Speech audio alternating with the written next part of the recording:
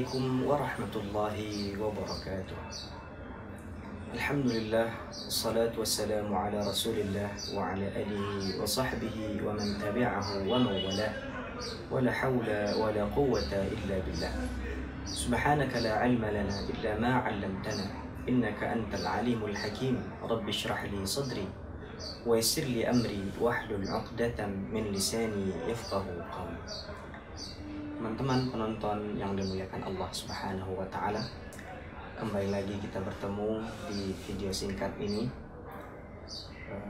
Di penghujung bulan suci Ramadan ini, kita akan membahas dua orang sahabat Rasulullah Shallallahu Alaihi Wasallam yang tersisa, yang mereka ini merupakan bagian dari orang-orang yang Rasulullah Shallallahu Alaihi Wasallam beri kabar gembira bahwa mereka akan mendapatkan surga dari Allah Subhanahu wa Ta'ala kelak.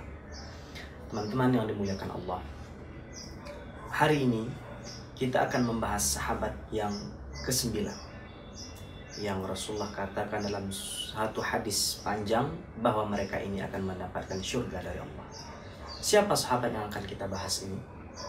Beliau bernama Sa'id ibni Zaid ibni Amr ibni Nufail ibni Abdul Uzza al-Qurashiyu al-Adawiyu al-Qurashiyu.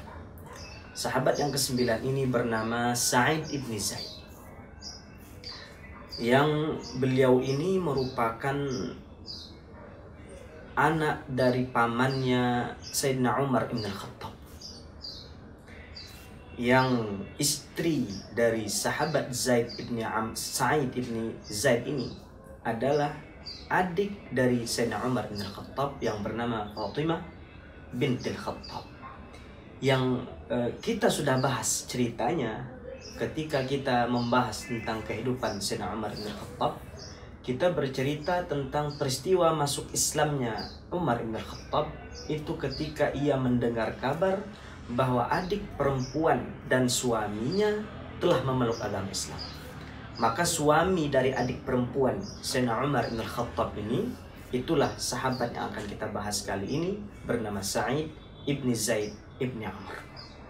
Teman-teman yang dimuliakan Allah Subhanahu wa Ta'ala, bagaimana cerita Islamnya Sa'id ibni Zaid ibni Amr ini? Maka kalau kita ingin mengkaji bagaimana cerita Islamnya Sayyidina Sa'id ibni Zaid ini, tidak lepas ceritanya dengan cerita ayahnya, yaitu Zaid ibn Amr. Seorang ayah dari Sayyidina Sa'id ibn Zaid ibn Amr ini adalah ayah yang pada masa jahiliyahnya merupakan Hanifiyah. Apa makna Hanifiyan? Bukan termasuk orang-orang yang menyembah berhala. Karena sejak masa jahiliyah, Sayyidina Zaid ibn Amr ini sudah ingin mencari kebenaran. Apa kebenaran yang ingin ia cari? Apa sebenarnya agama yang benar-benar diridhai oleh Allah Subhanahu wa Ta'ala? Benarkah agama yang dianut oleh bangsa Quraisy pada masa jahiliyah itu agama yang Allah ridhai? Dan ternyata hati nurani daripada ayah Sayyidina Sa'id ini, yaitu bernama Zaid ibn Amr, menolak akan hal itu. Akhirnya ia pun pergi ke Syam. Zaid ibn Amr ini pergi ke Syam mencari tahu, mencari ilmu apa agama yang benar itu. Ketika sampai di Syam, Sayyidina Zaid ibn Amr ini bertanya kepada ahli kitab, orang Yahudi dan orang Nasrani. Bertanya bagaimana tentang agama Yahudi itu, kemudian bagaimana pula tentang agama Nasrani itu. Akhirnya setelah mendapat penjelasan dari mereka, Zaid ibn Amr sampai kepada kesimpulan bahwa tidak ada beda antara kafir Quraisy Makkah, jahiliyah Makkah, dengan apa yang dianut oleh orang Yahudi, begitu pula orang Nasrani. Dalam kalimatnya ia sampaikan, la farqa bainakum wa baina qaumi fi Makkah, tusyrikuna wa yusyrikun. Tidak ada beda sama sekali antara kalian, wahai orang ahli kitab, orang Yahudi dan orang Nasrani, dan antara kaumku di kota suci Makkah. Kalian mensyirikatkan Allah, kaumku juga sama mensyirikatkan Allah. Akhirnya Sayyidina Zaid ibn Amr ini enggan untuk memeluk agama Yahudi ataupun agama Nasrani. Sehingga ia bertanya kepada para pendeta di sana, apakah masih ada agama selain Yahudi dan Nasrani? Maka dijawab oleh pendeta itu, wahai Zaid ibn Amr, sesungguhnya yang engkau cari itu adalah agamanya Ibrahim, dinu Ibrahim. Dan agama Ibrahim itu adalah agama yang tidak menyekutukan Allah, agama yang menyembah hanya kepada Allah, tidak melakukan sesembelihan kepada berhala-berhala, kemudian salatnya mengarah ke Ka'bah.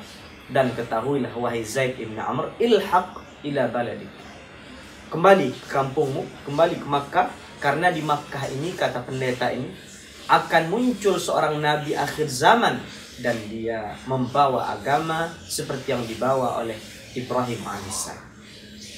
Sehingga setelah mendengar berita dari pendeta ini, Zaid ibn Amr kembali bergegas ke Makkah. Kemudian ia berkata kepada sahabatnya Amir ibn Rabi'ah, apa kata beliau? Wahai Amir, sesungguhnya aku beriman kepada apa yang diimani oleh Ibrahim alaihissalam dan anaknya Ismail alaihissalam, untuk sholat ke Ka'bah, tidak melakukan sesembelihan atas nama berhala, tidak membunuh anak perempuan, dan tidak melakukan apa yang dilakukan oleh kelompok kita orang-orang jahiliyah. Dan dari kampung kita ini kelak, kata Zaid bin Amr kepada sahabatnya Amir bin Rabi'ah, akan muncul seorang nabi yang membawa agama Ibrahim.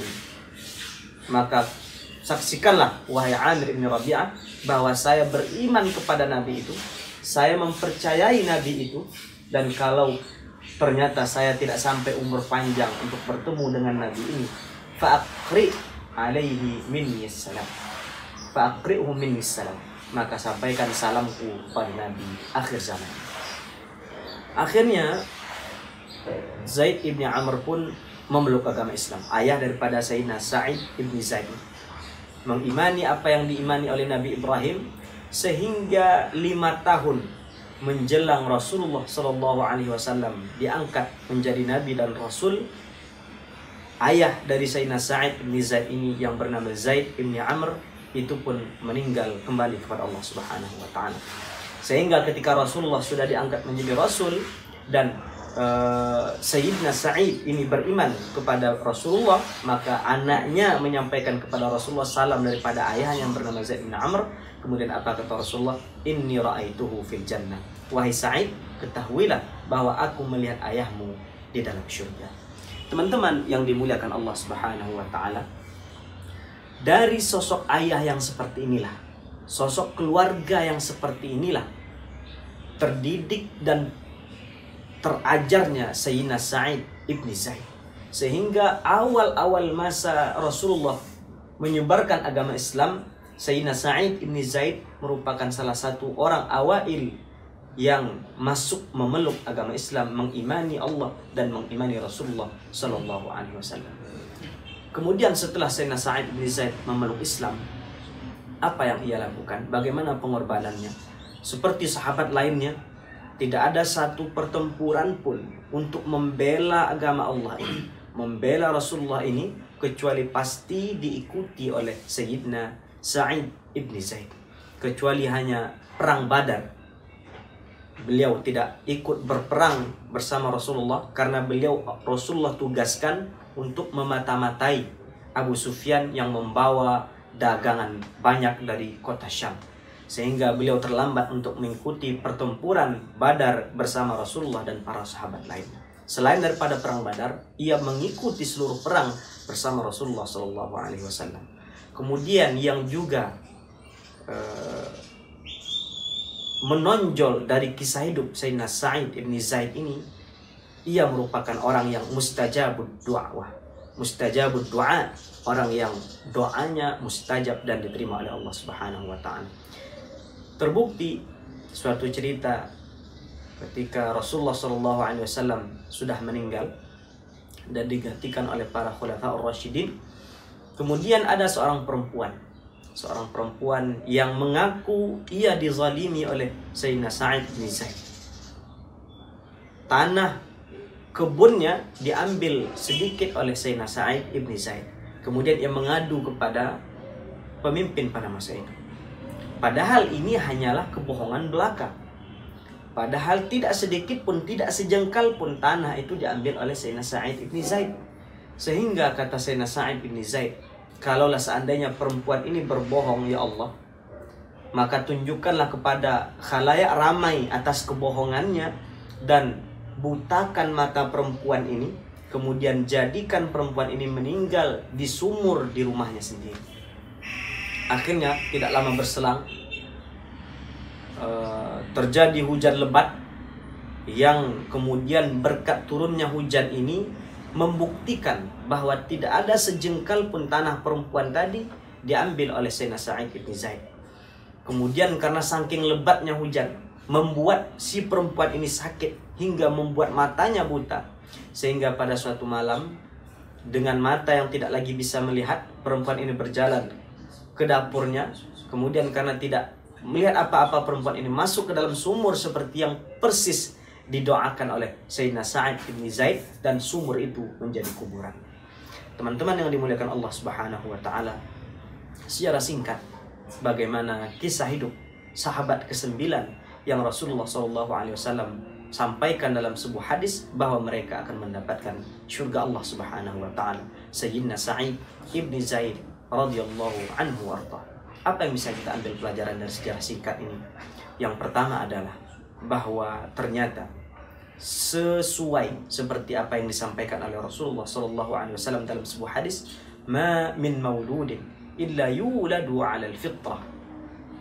Tidak ada satu orang pun, satu bayi pun yang dilahirkan kecuali ia dilahirkan dalam keadaan suci, dalam keadaan bersih, dalam keadaan beriman kepada Allah Subhanahu wa taala. Fa abawahu yuhawidanihi au yunassiranihi au yumajjisani. Tapi ayahnya lah, orang tuanya lah, ibu bapaknya lah yang menjadikan anak itu menjadi mengikut Yahudi, mengikut Nasrani, ataupun mengikut Majusi. Apa yang dimaksudkan oleh Rasulullah SAW ini, wahai teman-teman? Bahwa ternyata orang tua, ayah dan ibu memiliki peran penting di dalam karakter pembentukan diri seorang anak. Kalau ibunya beriman, kalau ibunya mengajarkan kebaikan, kalau ayahnya rajin salat, rajin puasa, rajin zakat, rajin bersedekah, maka kebaikan ini pun akan ditularkan kepada anak tercinta. Seperti mana Sayyidina Sa'id ibn Zaid tertular kebaikan, mendapatkan hidayah berkat apa yang diajarkan oleh ayahnya Zaid ibn Amr radhiyallahu anhu arda. Seperti itu pula lah ketika kita mempersiapkan diri menjadi ayah, menjadi ibu, menjadi orang tua yang dapat mengantarkan kebaikan kepada anak yang kita cintai. Kemudian yang kedua yang dapat kita ambil pelajaran pula dari kisah ini adalah bagaimana seorang sahabat bernama Sa'id bin Zaid ini merupakan orang yang mustajab doa. Bagaimana cara kita menjadi orang yang doanya pasti Allah kabulkan? Suatu ketika Sayyidina Sa'ad bin Abi Waqqas yang sebelum ini kita bahas ceritanya memohon kepada Rasulullah, ya Rasulullah, ud'u Allah an akuna mustajab da'wah, kata beliau. Kata Sayyidina Sa'ad kepada Rasulullah, ya Rasulullah, pintakan kepada Allah supaya aku ini menjadi orang yang doanya mustajab. Maka dijawab oleh Rasulullah SAW, ya Sa'ad, atib mat'amak takun mustajab dakwah. Wahai Sa'ad, perbaiki makanan, perhatikan makanan, takun mustajab dakwah. Maka ketika itu sanggup engkau lakukan, ketika makanan sanggup engkau perhatikan, engkau pasti akan menjadi orang yang mustajab, doanya dikabulkan oleh Allah Subhanahu wa taala. Teman-teman yang dimuliakan Allah, jangan sampai makanan yang menjadi darah daging kita, yang menjadi tumbuh di dalam jasmani kita, muncul atau bersumber dari makanan yang haram. Kalau ini terjadi, jangan harap kita menjadi orang-orang yang doanya dikabulkan oleh Allah Subhanahu wa taala. Semoga video singkat ini memberi manfaat kepada kita semua. Jumpa di lain kesempatan. Aqulu qawli hadza wa astaghfirullah li wa lakum. Wassalamualaikum warahmatullahi wabarakatuh.